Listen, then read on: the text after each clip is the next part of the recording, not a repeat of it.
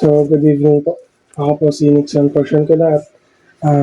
May tayo pa yung discuss dito na PowerPoint na naglalaman ng kalaman na Guide to Allergy Control, Goodbye Dust, Hello Comfort. So, ako po yung magbibigay ng laboratory sa inyo upang maging guide sa ating pag-aaral. At para po sa ating unang slide, titakil po natin, ano nga po ba ang allergy? So, allergy po is our immune system reaction to harmless substance called allergen. So, ang allergy po is siya po ay reaction ng ating katawan dahil may nakapasok na allergen sa ating immune system. So, ang immune system po ang nagbibigay ng allergy or siya ang nagbibigay ng reaction para sa ating katawan na nagkasanay po ng allergy. So, next is ano po ang mga common allergens? Ano po ang mga sanhi ng allergen o ano pwedeng pagkuhanan ng allergy? So, pwedeng alikabok, dust. So, contains dust, mites, and mold. Pangalawa po is pet fur. Ang pet fur po is yung balahibo ng aso at pusa, balahibo ng alagang aso at pusa. At pangatlo is pollen.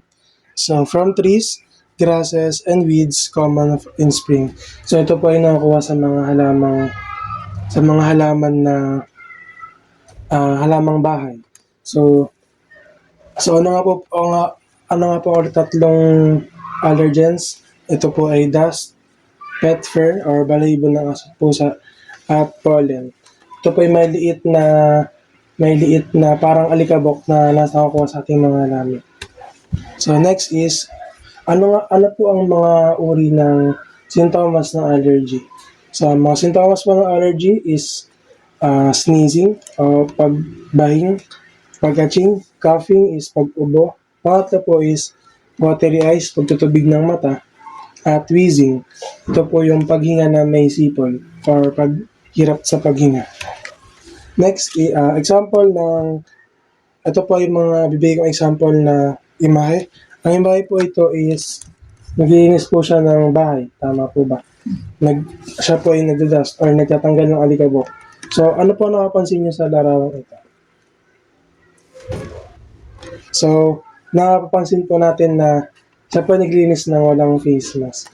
So, knowingly na meron po tayong allergy sa alikabok, make sure po natin na tayo po yung maglilinis ng bahay, tayo po yung mag-aalikabok ng bahay, tayo po yung maglilinis ng bahay na naka-face mask upang maiwasan ng allergy. So, pangatlo po, ang larawan na ito ay nagbibigay ng example na ang mga aso at pusa ay nakapwesto sa ating higaan. So, ito po ay pwedeng maging cause ng allergy natin, gaya po na nabanggit na kayo po ay may allergy or nangangatay sa mga ganitong pangyayari. Ito po ay pwedeng maging sanhi ng allergy. So, ito pong video na ito is ito po ang pwedeng maging sintomas ng mga larawan na pinakita ko kanina. So, tips to reduce allergy triggers. Ito po ang pwedeng tips na para mabawasan ng ating allergy or pwedeng maging sanhi ng allergy. Una po is frequent cleaning routine. Araw-araw ng paglilinis o umaga at hapon ng paglilinis, ito po ay pwedeng pag-vacuum, pwedeng pagwawalis, pwedeng pagmamap, at pwedeng pagtatanggal ng mga alikabok. Pangalawa po is limits pets inside the house. Paglilimit po ng alagang pasok po sa loob ng bahay. Pangatlo po is groom pets regularly upang mabawasan ng mga mga balahibo ng aso at pusa na pwede nating malanghap at pwede maging cause ng allergy is pangapat po is ito naman po is hindi naman required pero pag meron po is mas okay naman siya.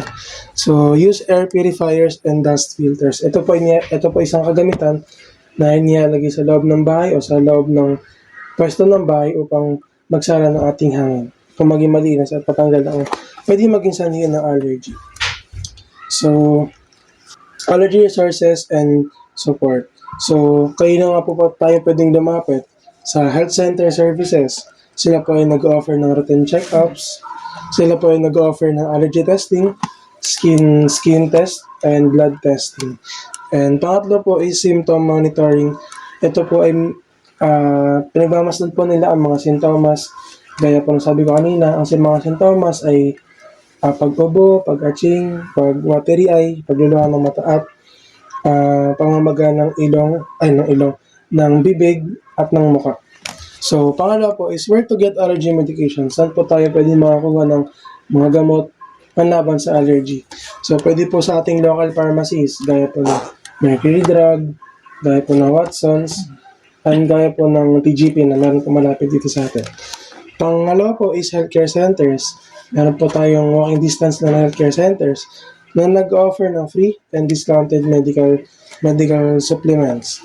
And pangatlo po is OTC options, antihistamines. So antihistamines po is siya po yung ito po yung uri ng gamot na lumalaban sa allergy. Sila po yung tumutulong sa atin para malabanan ng allergy.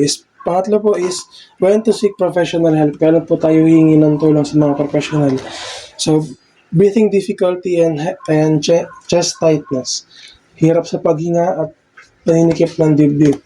Pangalawa po is swelling of face or lips. Ito po ay pwedeng maging sintomas din sa gaya ng pamamaga ng mukha at pamamaga ng bibig. Persistent or worsening symptoms.